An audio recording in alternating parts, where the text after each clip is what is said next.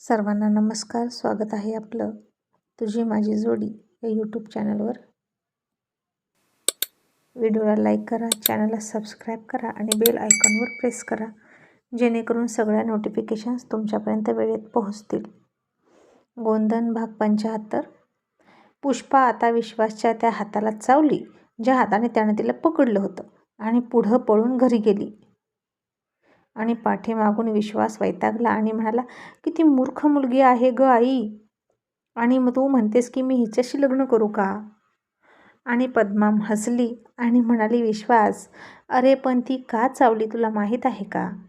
तू जेव्हा तिचा हात पकडला होतास ना, तिनं तेव्हाच लक्षात ठेवलंय बघ. याचा अर्थ तिची स्मृती किती चांगली आहे. आणि विश्वास मला, आई, त्याला स्मृती चांगली आहे असं म्हणत नाही, तर याला डूक धरणे असे म्हणतात. अगं दात रुतवली तिनं. आता मला रेबीजचं इंजेक्शन घ्यावं लागेल. नागिन कुठली? आता ती लहानपणीची गोष्ट होती ना, आतापर्यंत कोण लक्षात ठेवतं? आणि पद्मा म्हणाली, विश्वास, तिच्या कपाळावर गोंधन मरेपर्यंत राहणार आहे, मग ती ही गोष्ट मरेपर्यंत लक्षात ठेवणार. आणि विश्वास मला, बाप रे, म्हणजे आत्तापर्यंत अर्ध आयुष्य तिने माझा आणि मी तिचा तिरस्कार करण्यात गेलं, आणि आता पुन्हा आम्ही लग्न करावं म्हणतेस का? आणि मग पुढे काय होईल सांग तूच. आमचं अजिबात पटणार नाही. आणि पद्मा म्हणाली, विश्वास, आता असं बोलायचं नाही बरं का. आता आपण तिच्या घरी निघालोय आणि सगळं आपल्या वैशालीसाठी निमूटपणे सहन करायचं, समजलं? आणि विश्वास इच्छा नसतानाही गप्प बसला आणि म्हणाला, पण ती किती भिंडोक आहे बघ ना. तिला माहीत आहे ना आपण तिच्याच घरी निघालोय. मग आपल्याला घेऊन जायला काय झालं होतं? आता कुठं शोधायचं तिचं घर? पद्मा म्हणाली, अरे तिची आई म्हणाली होती रस्त्याच्या कडेलाच आहे, आणि मला वाटतं ते दिसतंय ना, ते पहिलं घर तेच असेल बघ. आणि चल, ही काही मुंबई नाही घर न सापडायला, विचारत विचारत जाऊ, असं म्हणून दोघेही त्या घरी गेले. आणि आता पुष्पा तिच्या खोलीमध्ये कपडे बदलत होती आणि बाहेर कोणीच दिसत नव्हतं. म्हातारी होती, ती लिंबाच्या झाडाखाली झोपली होती. आणि विश्वास इकडून तिकडून कोण दिसतंय का ते डोकवत होता. आणि नेमकं तो त्या पत्र्याच्या शेडच्या जवळ आला जिथं पुष्पा कपडे बदलत होती.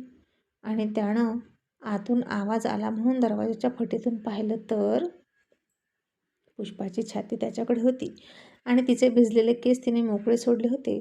आणि तिनं खालचा परकर फेडला, वरचा ब्लाऊज काढायला लागली. आणि तिचं ते नयनरम्य दृश्य बघून विश्वास एकटोक तिच्याकडे बघायला लागला. आणि आपण असं एका मुलीला बघतोय हे चूक आहे हे पण त्याला कळत नव्हतं. आणि जसं तिनं वरची 2-3 बटणं काढली आणि तिची मांसल छाती बाहेर डोकावू लागली, तसं विश्वासनं डोळे विस्फारले आणि तोंडाचा आवाजला. आणि इतक्यात पद्मा म्हणाली, अरे काय बघतोस, कोणी दिसतंय का? तसा तो आवाज पुष्पानं सुद्धा ऐकला. आणि विश्वास भानावर आला.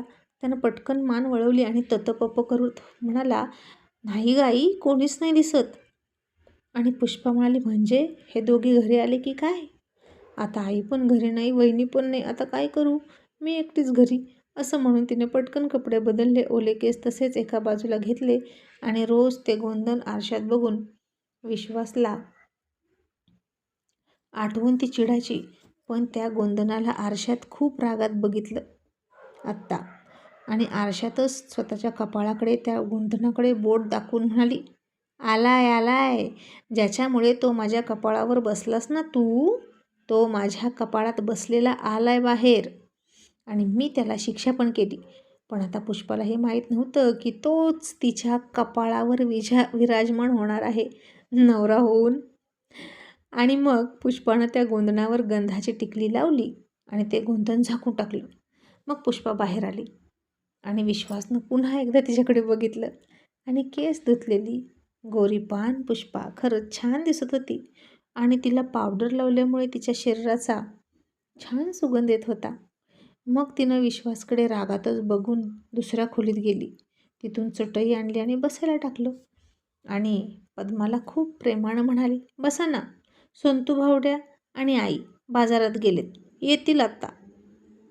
आणि पद्मा खाली बसली. आणि विश्वासला ती खुणावत म्हणाली, विश्वास तू पण बस. आणि आता विश्वासचा तो साहेबी थाट आणि त्यात तो भिजलासुद्धा होता आणि त्याला बसता येईना. आणि तो पुष्पाला म्हणाला, खुर्ची आहे का घरात एखादी? नाही म्हणजे मी भिजलोय ना म्हणून म्हटलं. आणि आता आगाऊ पुष्पा घरात खुर्ची असूनसुद्धा नाही म्हणाली. आणि मग विश्वाससुद्धा म्हणाला, आई मग राहू दे, मी असाच उभा राहतो. पद्मा म्हणाली, अरे कुठपर्यंत उभा राहशील, बस खाली. विश्वास म्हणाला, कपडे सुकेपर्यंत राहतो, मग बसतो. आणि विश्वास तसाच उभा राहिला आणि पुष्पाला बरं वाटलं. आणि मनात म्हणाली, तसाच उभा राहा, उभ्या गावावरून आल्यासारखा आणि घोड्यासारखा तिथेच झोप घे. मग पुष्पानं तांब्याच भरून आणला आणि फक्त पद्माला दिला.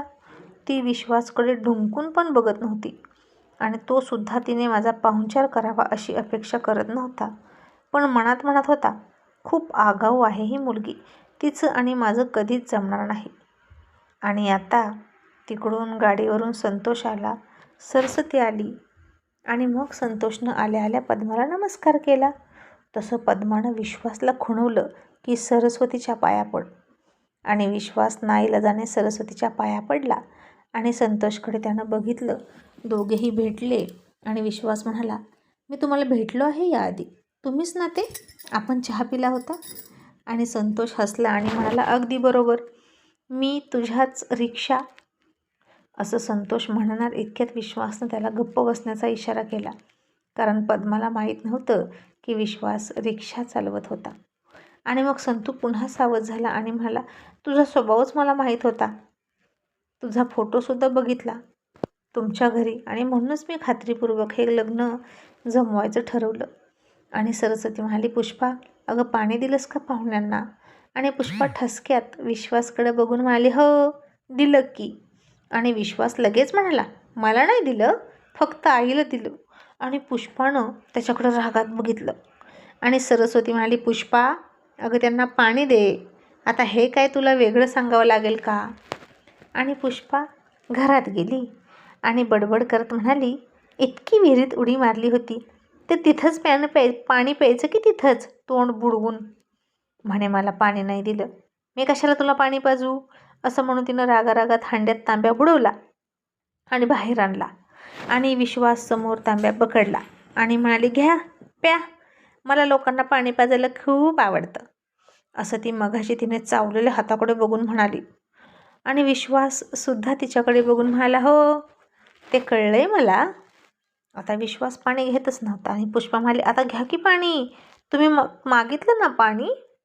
आणि विश्वास पुन्हा त्याच्या साहेबी रुबाबात म्हणाला, मला तांब्यानं पाणी प्यायला आवडतच नाही, मला ग्लासमध्ये पाणी पाहिजे.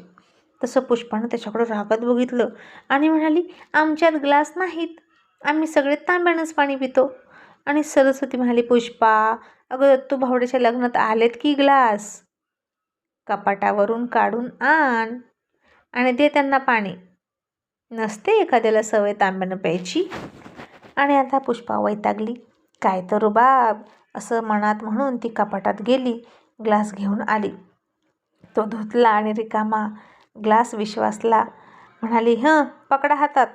विश्वासनं रिकामा ग्लास हातात पकडला आणि आगाऊ पुष्पानं वरून त्याच्या ग्लासमध्ये पाणी ओतलं आणि म्हणाली, आता घ्या, आता तरी गिळेल ना पाणी. तसं विश्वासनं तिच्याकडं रागातच बघितलं आणि मनात म्हणाला, वैशालीचा प्रश्न नसता तर हिला आत्ताच्या आत्ता गंमत दाखवली असती. कशी बोलते नाही, मूर्ख कुठली. असं म्हणत त्यानं तिच्याकडे रागात बघत बघतच ग्लास तोंडाला लावला. आणि संतोष घरात गेला आणि त्यानं 2 खुर्च्या आणल्या त्याला आणि विश्वासला बसायला. तसं विश्वासनं चकित होऊनच पुष्पाकडे बघितलं आणि म्हणाला, घरात खुर्च्या होत्या का? आणि सरस्वती म्हणाली, हो आहेत की, अजून 4 आहेत, पाहुणे रावळे येतात. आणि संतूला नोकरी लागली त्यामुळे एकदम अर्धा डझन खुर्च्या आणून ठेवल्या. आणि विश्वासनं आता पुष्पाकडे बघितलं आणि सरस्वती पुष्पाला म्हणाली, पुष्पा अगं त्यांना तू खुर्ची का नाही दिली? आणि पुष्पा म्हणाली, आई मी चहा ठेवते आणि पळून आतमध्ये निघून गेली.